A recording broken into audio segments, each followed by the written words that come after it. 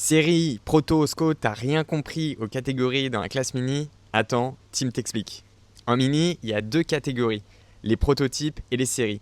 Les prototypes comme celui-ci ou celui-ci sont beaucoup plus libres sur les innovations à bord, ils peuvent avoir des foils, des dérives, et ils sont quasiment tous en carbone.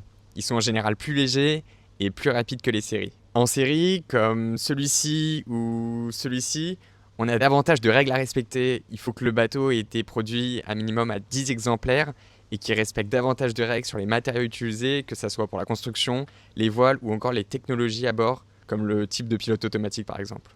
Dans les séries, tous les bateaux ne sont pas identiques, c'est pas une monotypie comme en Figaro, mais on retrouve en général 5 à 6 types de séries par course qui se distinguent avec deux types d'étraves. Les non-SCO, comme les Pogo 2 et les Nacira, qui ont une étrave pointue, mais aussi les Pogo 3, comme mon bateau ou les Offset, avec une étrave droite, mais non pointue.